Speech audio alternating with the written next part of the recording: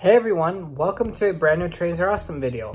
I'm Tom, and this week I want to talk to you about a very North American railroad phenomenon. I'm talking about commuter rail. Now, what is commuter rail?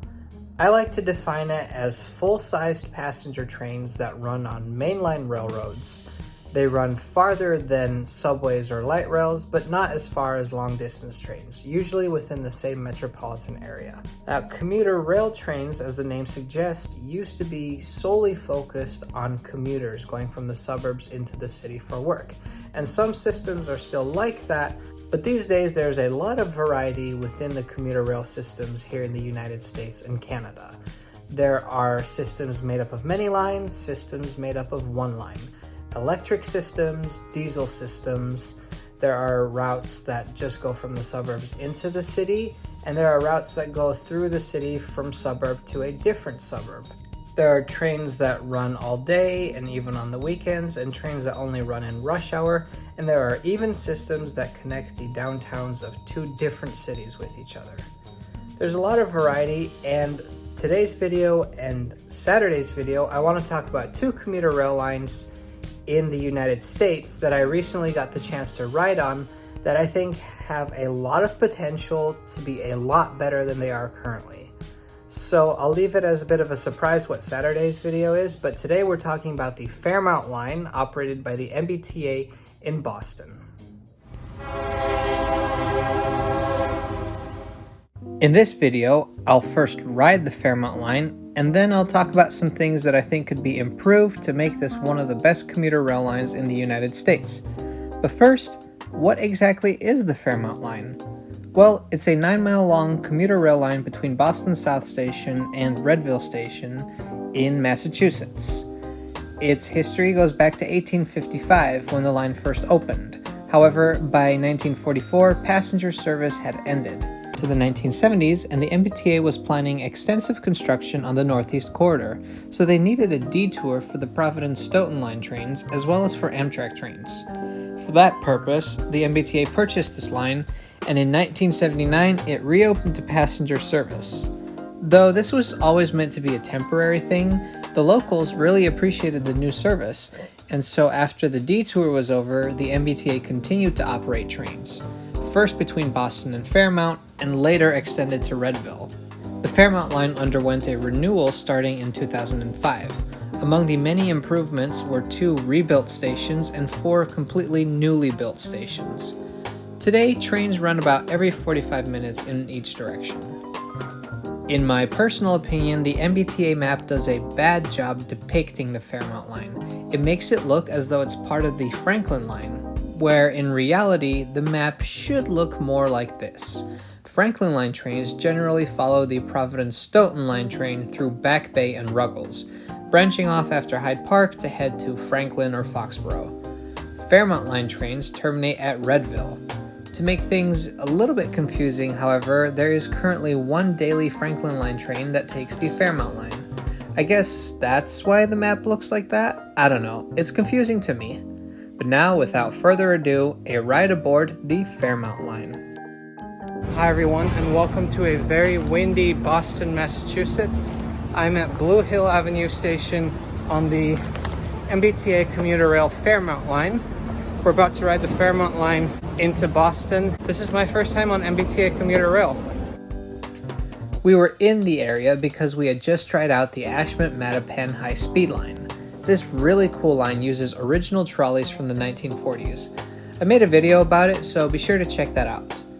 If I can, I like to take a different way home than I came, and I saw on the map that the Fairmount Line ran nearby the Mattapan terminus of the high-speed line. This is Blue Hill Avenue Station. One thing I really like about the MBTA is that they have good signage at all the stations.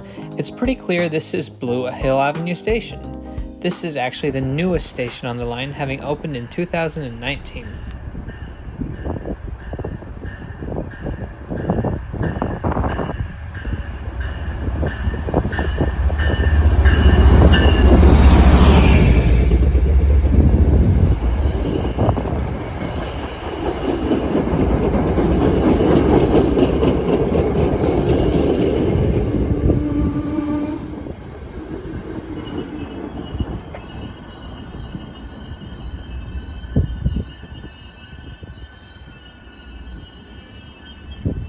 bought our tickets on the M-Tickets app. That's a special app of the MBTA, and they only cost $2.40 a person, so that's really a great deal. And here's why the fares are so cheap. All stations on the Fairmount Line, except for Redville, are in Fare Zone 1A, and rides within Zone 1A are $2.40. This was started in 2013, so the Fairmount Line would have the same fare as the subway lines. So look at these long, nice, modern platforms. The train should be here in about 5 minutes, so now it's just a matter of being visible and waiting. The reason I said we have to be visible is because technically all the stations on the Fairmount Line are flag stops.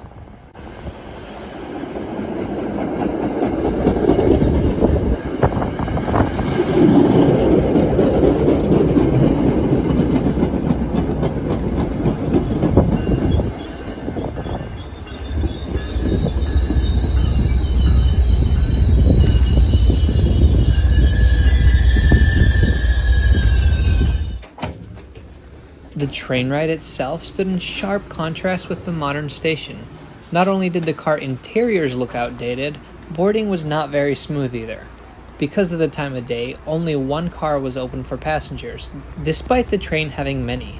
This is the only car that's being used right now. If you want to get off the train, you have to wait until the conductor opens both the door to the vestibule as well as the door to outside. And you can only board the train from that one car where the conductors are. I just feel like the train doesn't have to be that long, or doors should open automatically, you know? Like, it just seems a little bit outdated to me. As you can imagine, this led to a lot of people running around and looking for the conductor on the platform. The car we're on was built by Bombardier in 1989. The seats were soft but narrow in a 2x3 configuration. Nice baggage space up in the racks though. The stations on this route are close together, and as I mentioned at the beginning of the video, many of them are still very new. Both Four Corners Geneva and Newmarket opened in 2013, making them less than a decade old at the release of this video. Pretty soon, we joined the Northeast Corridor, Amtrak's electrified railway line running from Washington, D.C. up to Boston. One of my favorite things when I'm traveling by train is riding past a rail yard, and the yard on the approach to Boston did not disappoint. You can see Amtrak trains here, MBTA commuter rail trains, but also subway trains from the Red Line. All in all, that was just a short 20-minute ride. The entire line only takes about 30 minutes from Redville to Boston South. South Station is the end of the line for electric Amtrak trains, so I had some fun spotting Acellas and Northeast Regionals up here. Let's check out the main departure hall. While it may not be nearly as grand as the stations in DC, Philadelphia, New York, or Chicago, it certainly is nicer than Boston North Station. There are plenty of places to get food, and it is conveniently located near Boston's downtown. Furthermore, there is a direct connection to the Red Line and the Silver Line.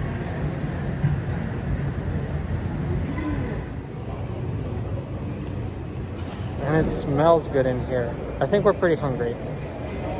The Fairmount Line was a pretty nice line. I really like that it's like double track, no railroad crossings. There really is a big contrast between the modern station and then the really old, outdated trains. Like it's a completely different experience. I personally think the frequency could improve, and I'd like to see it become more. Hold up, Tom. You're getting ahead of yourself there. So what I appreciate about the Fairmount Line are the short distances between the stations, the relatively high and regular frequency of the train, one train every 45 minutes. The low fares are amazing, and the high platforms together with the ramps are great for accessibility. But here are a few areas in which I believe the line is lacking. It's diesel, the trains are old, it provides local transit, but it's not fully integrated with the rest of the T, and its frequencies are still too low. The MBTA owns the lines it runs its trains on. That's a pretty unique position for an American passenger railroad to be in. I find it crazy that the MBTA does not operate a single electric train, not even on the Providence-Stoughton line, which runs on the electrified Northeast Corridor. Exclusive diesel operations on an electric railway. Welcome to the United States. The MBTA is actually planning to electrify the Fairmount Line. Well, sort of. They're using batteries, so yay, I guess. Still, any improvement on rolling stock will be an improvement for the whole line. The old train, together with the archaic boarding process, was really the biggest bummer of the whole experience. New electric multiple units with all-door boarding could speed up the line even more. And they could also help spread out people more evenly over the platforms. To enable all-door boarding, however, I think that fare gates should be installed. And fare gates would integrate the line nicely with the rest of the T system. In fact, you can already use your Charlie card on the Fairmount Line, and you can even get free transfers to the subway. I would like to see a scenario where the Fairmount Line gets its own color on the T-map and is treated as part of the rapid transit system rather than commuter rail. And in order to be proper rapid transit, the frequencies need to go up. Every 45 minutes is decent, relatively, but it's still really not reliable or enticing. People need to plan around a schedule like that. Increase service up to every 15 minutes, and it becomes more tempting for people to walk down to the platform and just wait for the train. Despite its modernization, the Fairmount Line today is still one of the least used commuter rail lines in Boston. Yet it goes through neighborhoods where people live and work. Honestly, there is so much going for the Fairmount Line. Short distances between newly built stations, tracks exclusively used for passenger service with no railroad crossings, the same fare as the subway, plans for electrification, and so I would love to see the day where the MBTA realizes the full potential of this line and acts on it. I think that with a little bit of work, this could be the successful transit line that Boston is missing. Thanks for watching today. On Saturday, I will be doing a similar, longer video about a line in Chicago, so make sure to subscribe to Trains Are Awesome so you don't miss that. We'll see you next time.